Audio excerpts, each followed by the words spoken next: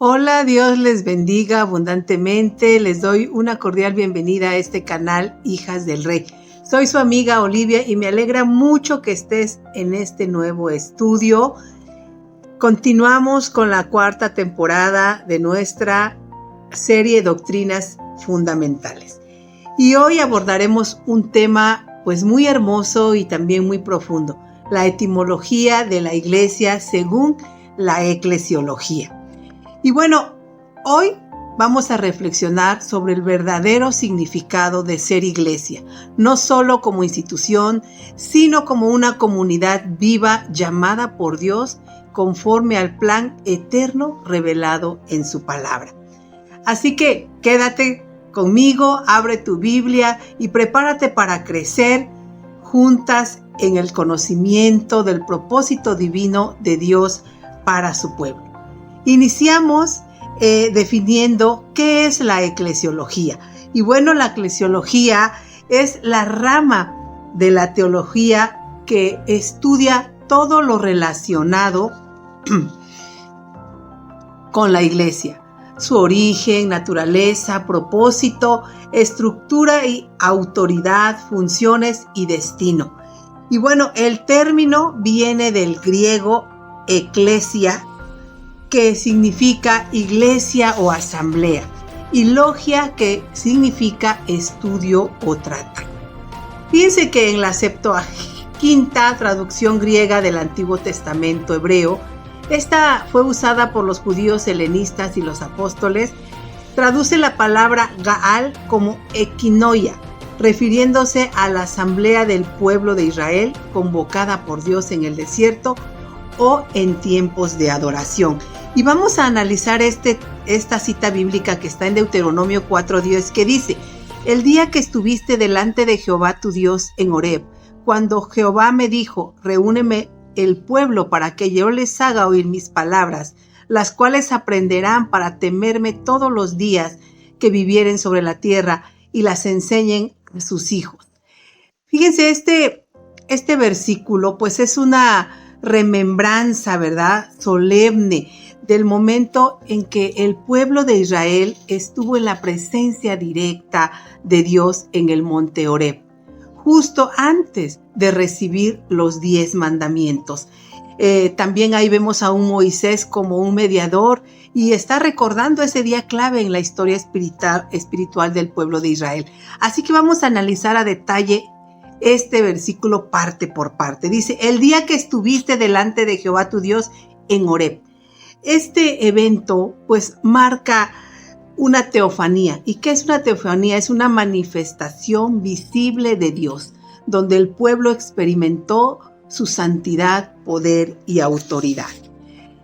El estar delante de Jehová no es algo meramente físico, sino también fue algo totalmente espiritual. Implica estar dispuesto a escuchar, recibir y obedecer su palabra. Cuando dice reúneme al pueblo, aquí se refleja la idea de eclesia, un pueblo convocado por Dios. Y no fue una reunión voluntaria o social, sino una convocatoria divina con un propósito espiritual. Cuando dice para que yo les haga oír mis palabras, aquí en esta parte Dios desea que su voz sea escuchada directamente, y no como una tradición humana, sino como una relación divina, una revelación divina de la palabra de Dios. Es el fundamento de la fe, es la obediencia y la vida del pueblo. Cuando dice las cuales aprenderán para temerme, aquí la meta del aprendizaje bíblico es cultivar el temor de Dios, no simplemente adquirir conocimiento. El temor aquí no es miedo, sino una reverencia profunda, una obediencia voluntaria y un reconocimiento de la majestad de Dios. Cuando dice todos los días que vivieren, aquí la obediencia a Dios no es temporal ni emocional, sino algo permanente. Es un llamado a una vida constante de temor reverente y santidad. Cuando dice y las enseñen a sus hijos, aquí la palabra de Dios no debe quedarse pues en una generación, debe ser transmitida como una herencia espiritual, ¿verdad?, a nuestras familias. La enseñanza en el hogar, pues es una parte clave en la formación espiritual del pueblo de Dios. Estos versículos nos recuerdan que la iglesia también es un pueblo reunido para oír su voz y caminar en su temor. También nos llama a escuchar a Dios con reverencia, a valorar su palabra como guía de vida, enseñar la fe a nuestras familias y vivir conscientes de su presencia todos los días de nuestra vida. Así que este antecedente muestra que desde el Antiguo Testamento la iglesia es el pueblo convocado por Dios para escuchar su voz, obedecer su ley y vivir en pacto con Él. Así que ahora vamos a continuar con nuestro tema después de esta introducción de qué es la etimología de la palabra iglesia. La palabra iglesia proviene del griego, como les comentaba, eclesia, que significa literalmente los llamados fuera, y se refiere a aquellas personas que hemos sido llamados afuera del mundo de pecado para formar parte de su pueblo santo. Si vemos en Hechos 2:47 dice, alabando a Dios y teniendo favor con todo el pueblo, y el Señor añadía cada día a la iglesia los que habían de ser salvos. Este versículo muestra el resultado de una comunidad cristiana viva con adoración sincera, testimonio público y crecimiento espiritual.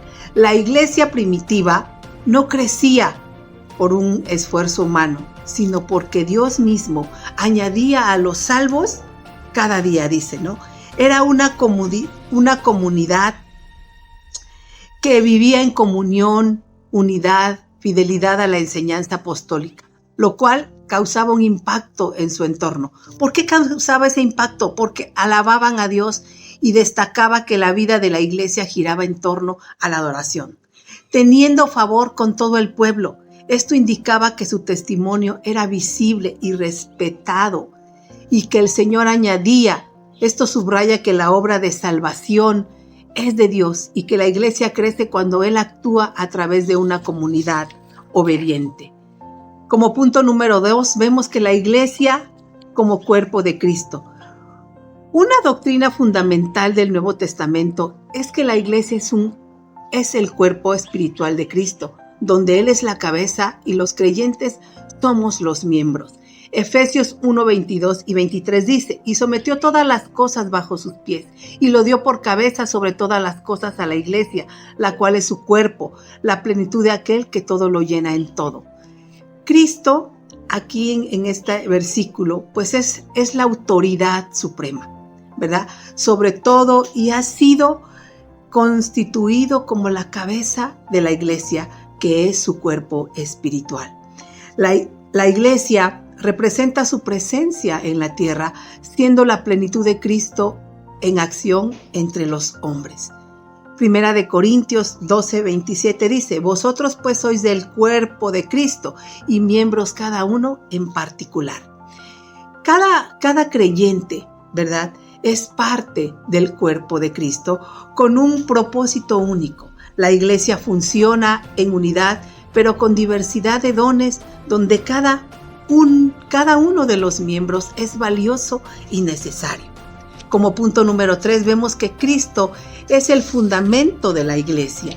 El Señor Jesús enseñó que Él mismo es el fundamento de su iglesia, edificada sobre la confesión de fe en Él como Hijo de Dios. Mateo 16, 18 dice, y yo también te digo que tú eres Pedro, y sobre esta roca edificaré mi iglesia, y las puertas del Hades no prevalecerán contra ella. Aquí el Señor Jesús está declarando que Él mismo es el fundador de la iglesia, la cual está edificada sobre la fe en Él como el Cristo, así que nada podrá vencerla porque está establecida con autoridad divina. Primera de Corintios 3:11 dice, porque nadie puede poner otro fundamento que el que está puesto, el cual es Jesucristo. Así que el Señor Jesús es el único fundamento verdadero de la iglesia. Toda enseñanza, ministerio y vida cristiana debe edificarse sobre él, porque fuera de Cristo, ninguna obra espiritual perdura ni tiene valor eterno. Como número 4, vamos a ver cuáles son las doctrinas fundamentales sobre la iglesia. Y bueno, hay 4 doctrinas fundamentales de la iglesia que son enseñadas desde los tiempos de los primeros cristianos y aún son sostenidas como sanas doctrinas del día de hoy.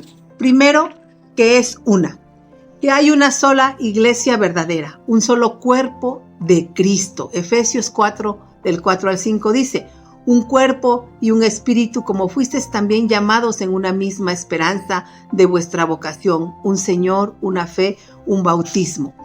Aquí el apóstol Pablo resalta la unidad esencial del pueblo de Dios.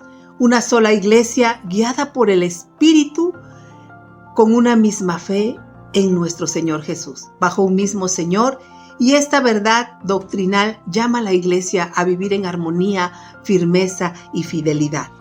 Otra doctrina sería fundamental es que es santa, ¿no?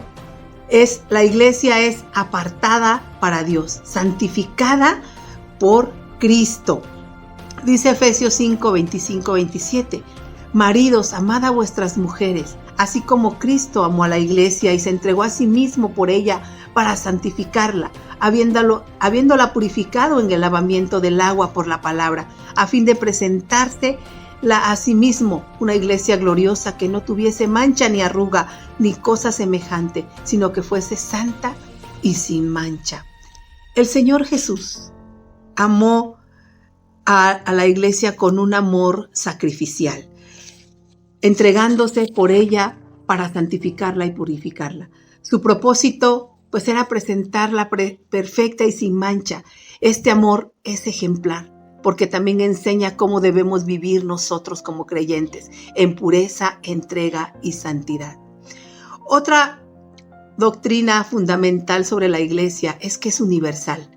¿Qué quiere decir? Que no es limitada a una cultura o una lengua o nación. Está compuesta por todos los creyentes de este mundo. Apocalipsis 7:9 dice: después de esto miré, y he aquí una gran multitud, la cual nadie podía contar, de todas las naciones y tribus y pueblos y lenguas, que estaban delante del trono y en la presencia del Cordero, vestidos de ropas blancas y con palmas en las manos.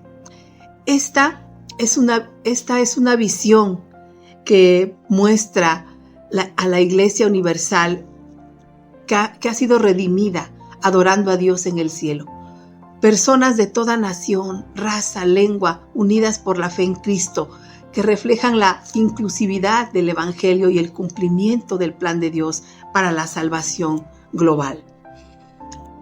Otra doctrina fundamental sobre la iglesia es que es apostólica y está fundada sobre la enseñanza de los apóstoles y los profetas, con Cristo como piedra angular. Efesios 2, del 19 al 20 dice: así que ya no sois extranjeros ni advenedizos, sino conciudadanos de los santos y miembros de la familia de Dios, edificados sobre el fundamento de los apóstoles y profetas, siendo la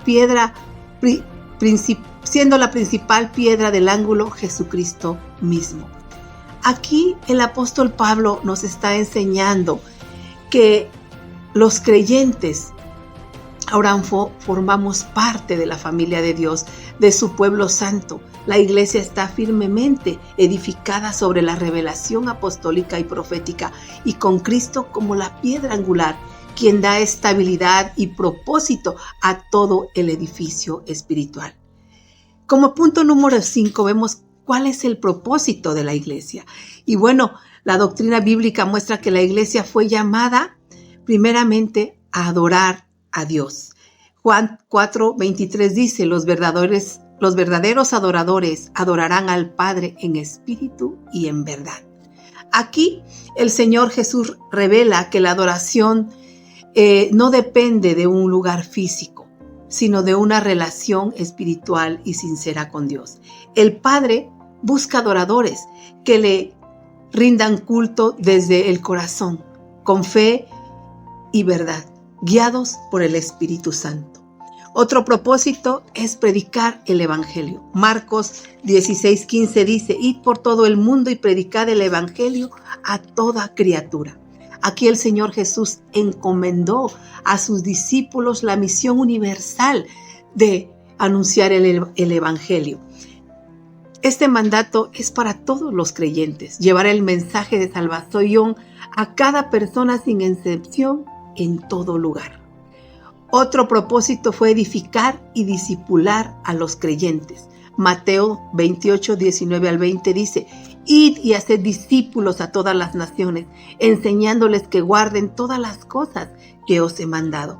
Este pasaje, pues es el pasaje de la gran comisión, donde el Señor Jesús encarga a su iglesia llevar el Evangelio al mundo, formando discípulos que vivan en obediencia y en una misión continua y global respaldada por la presencia, ¿verdad?, fiel de Cristo hasta el fin. Otro propósito sería servir y ayudar al prójimo. Gálatas 6:10 dice: así que, según tengamos oportunidad, hagamos bien a todos y mayormente a los de la familia de la fe.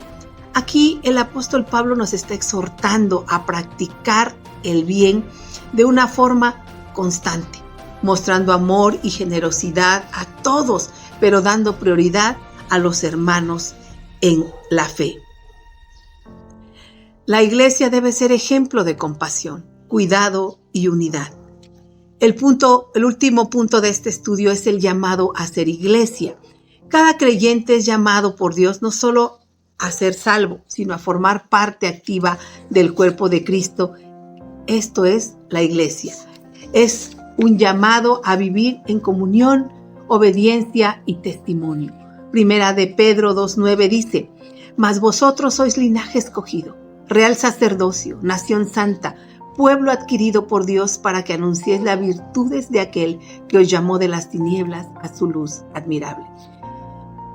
Este es un versículo pues muy hermoso, ¿verdad?, que afirma la identidad espiritual de la iglesia como pueblo santo y escogido por Dios.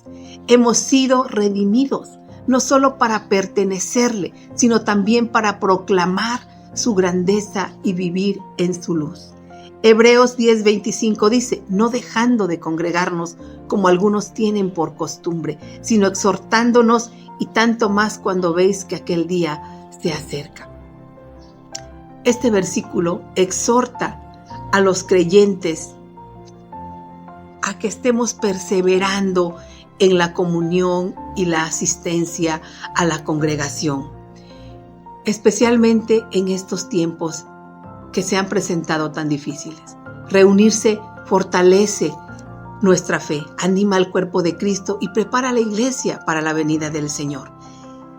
Y en este caso, ¿qué podemos concluir? Pues la iglesia, según la doctrina bíblica, es mucho más que una institución visible. Es la comunidad redimida, santa, universal y viva que sigue al Señor Jesucristo. Como creyentes, no solo somos parte de la iglesia, somos la iglesia. Efesios 3:10 al 11 dice: para que la multiforme sabiduría de Dios sea ahora dada a conocer por medio de la iglesia, conforme al propósito eterno que hizo en Cristo Jesús, Señor, nuestro Señor. Así que la iglesia tiene un papel glorioso, manifestar la sabiduría de Dios, y este plan no es improvisado, sino es parte del propósito eterno de Dios en Cristo, revelado a través de la redención y la unidad del cuerpo de Cristo. Así que en esta ocasión, queridas amigas que me acompañan en Hijas del Rey, hoy hemos aprendido y recordado que la iglesia no solo es un lugar al que asistimos, sino quiénes somos como pueblo llamado por Dios. La palabra iglesia, como aprendimos, significa los llamados fuera. Y eso nos recuerda que hemos sido escogidas, separadas y reunidas por Dios para vivir para Él. No somos espectadoras, sino parte viva del cuerpo de Cristo. Por eso te animo a vivir con identidad como hija de Dios y miembro de tu iglesia. Permanecer en comunión, buscando fortalecer tu fe junto a otras mujeres, ¿verdad?, que también anuncian las virtudes de aquel que nos llamó de las tinieblas a su luz admirable. Así que, amiga, hoy te pido que compartas este mensaje con otras mujeres y que nos ayudes a extender la verdad de la palabra de Dios. Síguenos en nuestras redes sociales como Hijas del Rey. Comenta el tema y cómo te edificó. Créeme que eso nos ayuda a crecer y a mejorar. Así que, por favor, comenta. Dios te bendiga y recuerda que eres parte de la iglesia gloriosa que Cristo está edificando el día de hoy. Así que me dio mucho gusto saludarte. Hasta la próxima. Fue un gusto saludarte. Hasta luego.